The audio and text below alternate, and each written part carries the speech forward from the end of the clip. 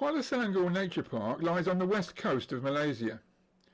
Its varied forests are home to some large groups of the silvered leaf monkey, which is widespread in the tropics of Southeast Asia. Each group consists of several adult males, one of which is the overall boss, accompanied by numerous females and their offspring. Compared with macaques, which also live in the area, silvered leaf monkeys have noticeably long hind legs and are far more arboreal, spending most of their time up in the trees, often very high up in fact.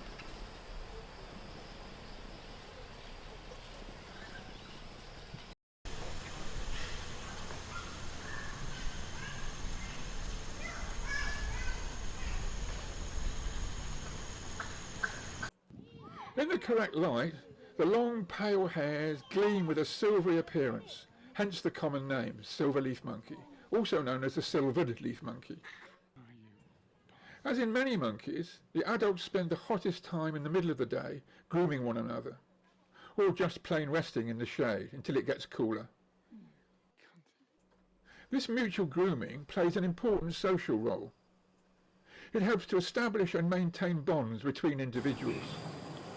As their name suggests, their diet consists mainly, but not exclusively, of leaves, mainly of trees.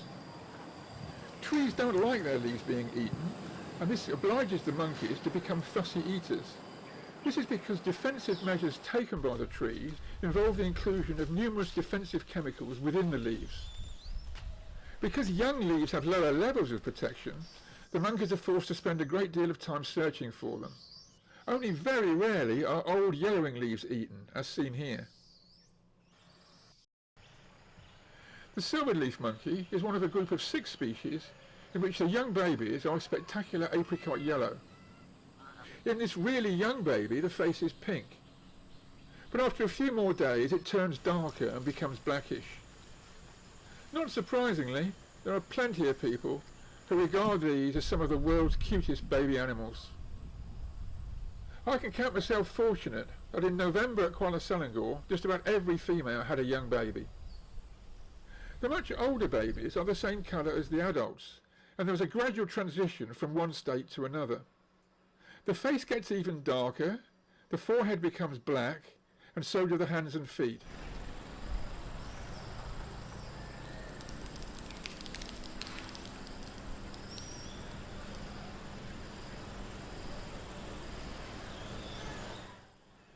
The scratching is probably due to mosquitoes, which were also pestering me. Eventually the colour change is complete, as seen in the juvenile on the right. Now listen out for a sudden ch. That monkey alarm call sends the baby scrambling back into the arms of its guardian. Now let's all just sit back for a while and watch these superb little babies going about their daily lives without any interruptions from me, and before I continue on with the story.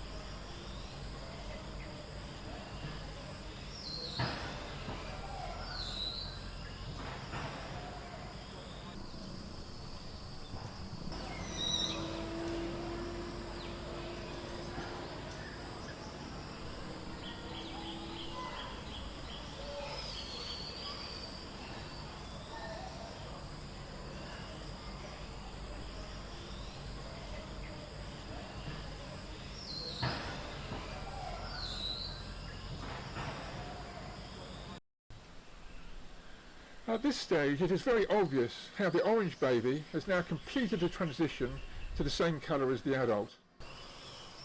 Now just listen to some of the noise made by the quarrelsome males.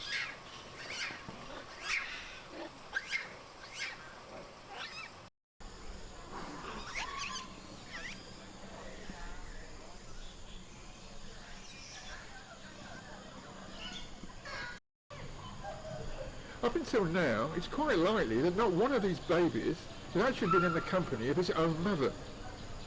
This is because baby swapping between individual guardians of various ages happens to be such an important part of each day's activities. Just look at how much bigger and older the monkey on the right is than the one on the left, arguing over who owns the baby. But it doesn't end there. The competition over ownership just keeps on going between various individuals. These two are about the equivalent of a human child of around 7 to 8 years, and they're clearly much younger than the adult on the right. The desire to be the one holding the baby can be so strong that it actually leads to discomfort and stress for the object of their attention. I doubt whether this baby really appreciates having his head practically pulled off backwards. But despite these wrangles over ownership, the original guardian finally manages to keep hold and retain its prize.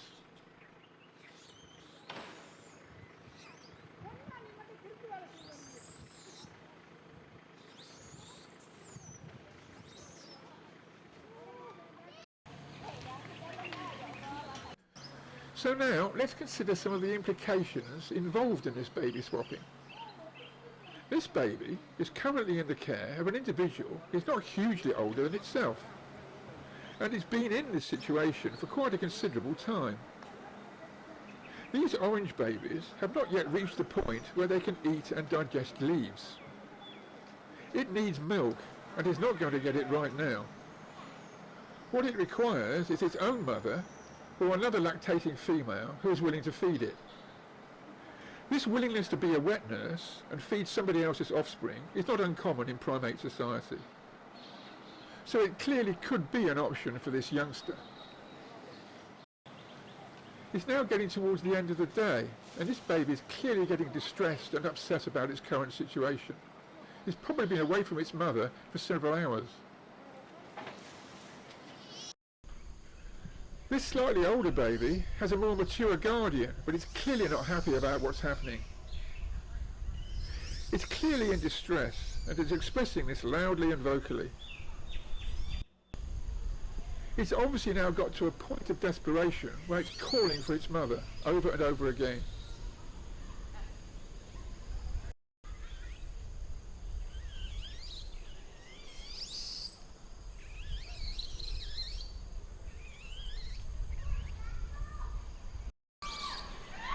Will they get back together before nightfall? I've no idea. I hope so.